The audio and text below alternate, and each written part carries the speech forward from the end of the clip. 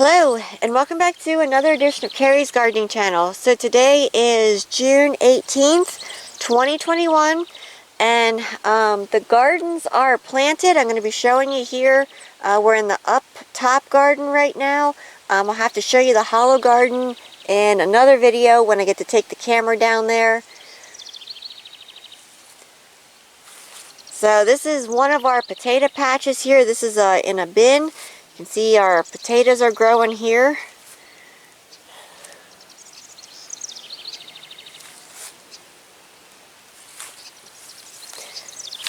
Now the blossoms there mean that there should be potatoes under that potato plant there. And we have our straw down. We didn't get to put grass down in yet to kind of hill up around them.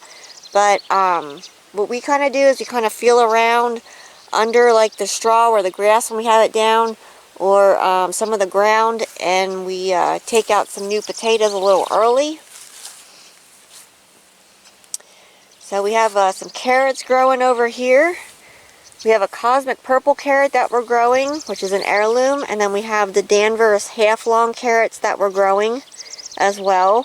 I can't remember if we put any of the short and sweets in here. I don't remember if we did that. I know we did in the fall time last year, and we harvested them earlier this year, but I can't remember if we planted any in the springtime of those. And we have some red beets growing over here. We had some spotty germination on those. And here's our fall garlic that we planted here. Now we have 3 different varieties of garlic. We have 2 heirloom varieties. We have music that we're growing, and we're also growing, I believe it's the Russian red. I'll have to double check on that one. And then we're growing a variety that we had gotten from the store. That one didn't have a name on the tag, but that one there is growing well for us as well. And I have videos on our channel, on my channel, for how we planted our garlic. Now some of it is trying to go to seed. We've been trying to keep it watered some. This bed, despite the rain that we were getting, is drying out faster. When we're getting the rain, we're getting like the torrential downpours, and it's not really soaking into the ground too much. So we also have our onion seedlings planted in here. And we do have more onion seedlings down in the hollow garden.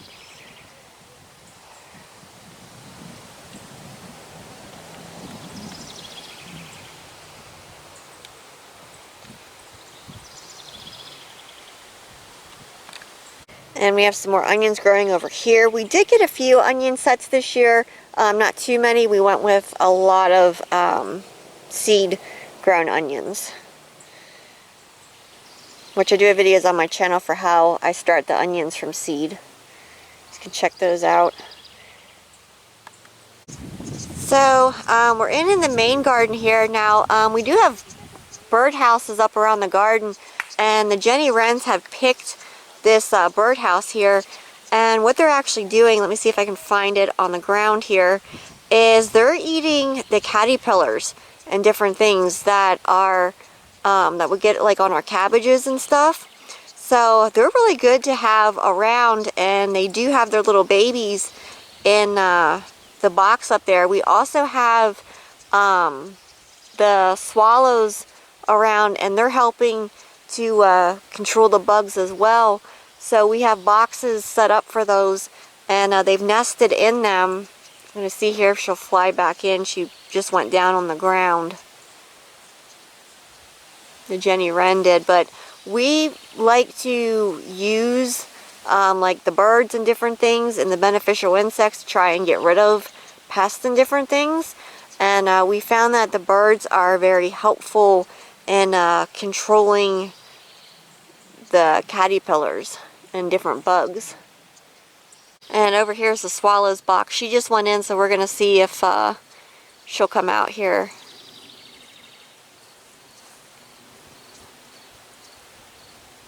Because we have the bluebirds around, and we have boxes for them. And they nested this year here too. There she goes. That was the swallow there. But we do get some black snakes around, so we really have to watch the boxes because of the snakes. So we do try and put different things up at times to try and like keep the snakes from being able to get to the boxes. So we have our squash plants here, and we have some zucchini plants as well. Now we're growing the Black Beauty zucchini, and we're growing the Crookneck summer squash. And we had so much rain and it was so wet we couldn't even get in, and then it dried off some, but we've been sick for like over a week now, and we just haven't been able to get out to get into the stuff. So this is kind of like the first day we've really been out into the garden and stuff. But they did the test for COVID, and they said it's not COVID, so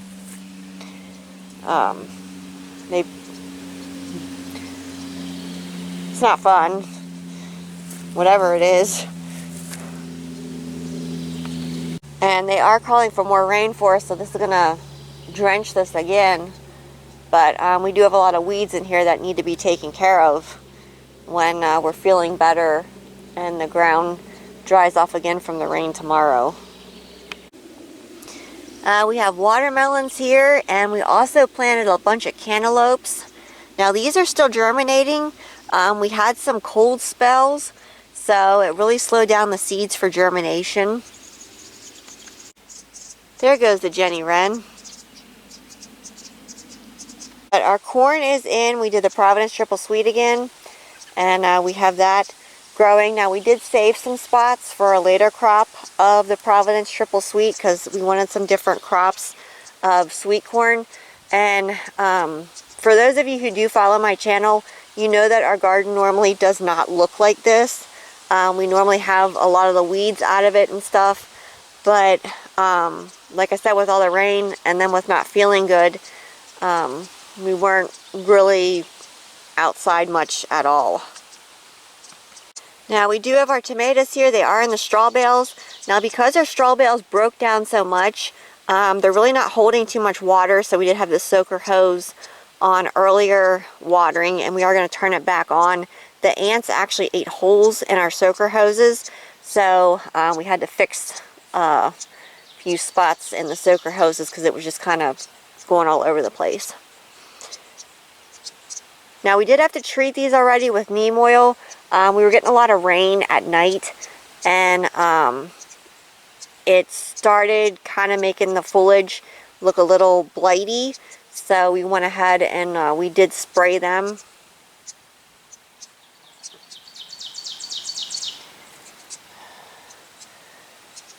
Some varieties of tomatoes I found are more prone to the blight, like especially Romano tomatoes. They can be more prone to the blight than some of the other varieties. Like the Park Whopper does really good for us. Better Boy's great. We have like the Mr. Stripey's, which is an heirloom tomato. But some of the Romanos, they kind of seem, in my opinion, to be more prone to getting blights. See here, some of these did start flowering here. And you can see this year we did move our cold season stuff. We put it back further along the fence back here. We used to have it out front, and now we put it back further. So we have our cabbages, and we have our Brussels sprouts, and our broccoli plants are in here.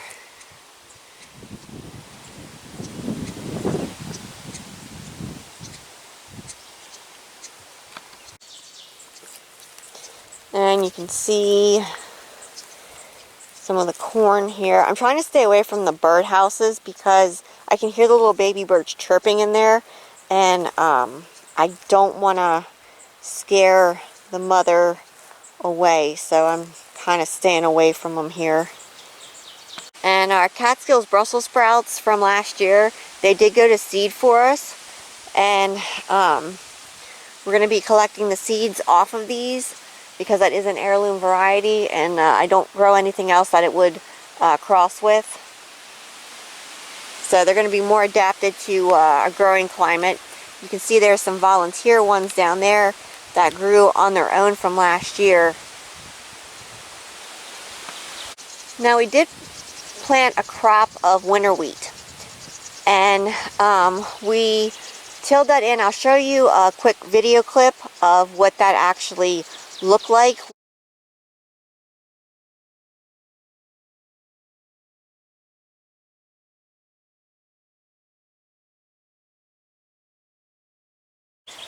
And it was so wet this spring that we had a hard time even getting in the garden. We actually got it planted later than what we normally do, and we had to till it multiple times to try and get it down in and try and get the ground dry out just so we could actually plant in it. So we were able to get out into the garden today before the rain came, and you can see we got it weeded here, and we started the rows here for more of the Providence triple sweet corn. Now we ran out of seeds, so my dad had to go and get some more, but these are going to be 4 more rows of corn here. This is going to be a later crop, but we are going to be getting that in. So you can see the corn here, it did get worked up around, and it looks a whole lot different than what it looked earlier today. But we planted a lot of corn this year. We love to freeze our corn. We do jar it as well, and we have a special way that we freeze it that keeps it nice and sweet. And when we jar our corn, we use that for like corn chowders and in our vegetable soups. So along with this getting worked around, it also got fertilized because they are calling for rain. So that's going to put the fertilizer into the ground so that the corn can take it up.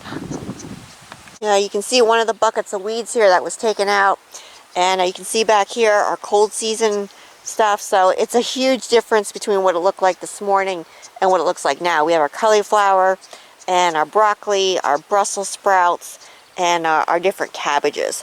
One of my favorite cabbages is the red Acre cabbage, which is the purple cabbage back there. That's like my favorite cabbage to eat. I love the flavor of it. It is an heirloom variety.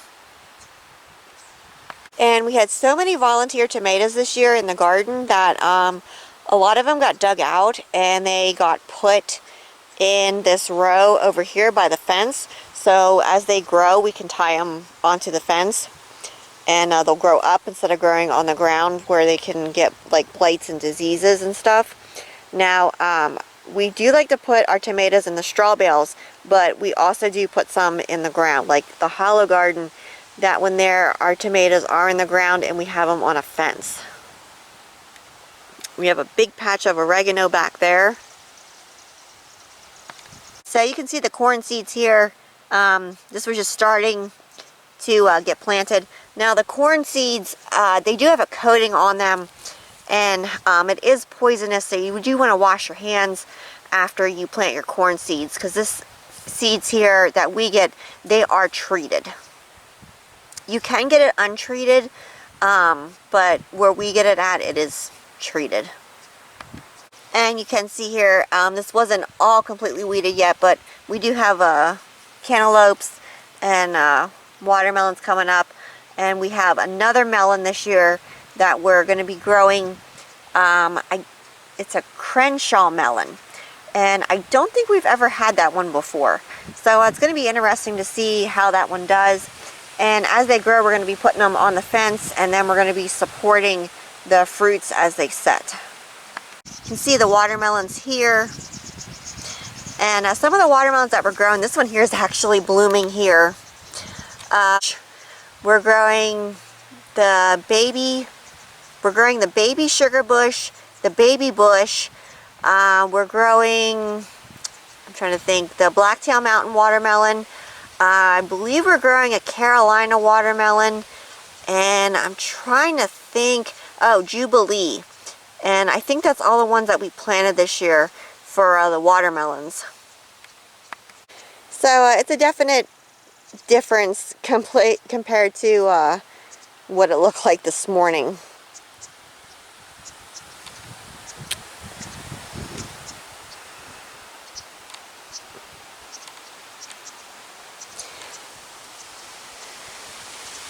I do have videos on my channel for how we plant our corn seeds and how we, harvest our corn, and all that's on my channel, so you can check that out on there. And as the garden continues to grow, I'll come back with more video updates and I'll show it to you. I am going to be showing you the hollow garden as soon as I get to take the camera down there, and I'll show you how that one there is doing, because we did a lot of potatoes down there this year. We did some pretty big patches of corn. We put tomatoes down there and our onions. So if you like my video, please like, comment, subscribe. Please don't forget to hit the little notification button. That'll tell us I put a new video on. You can also follow me on Twitter. I have a link down in the description for my Twitter account. Thank yous for watching, and I hope you have a nice day. Bye!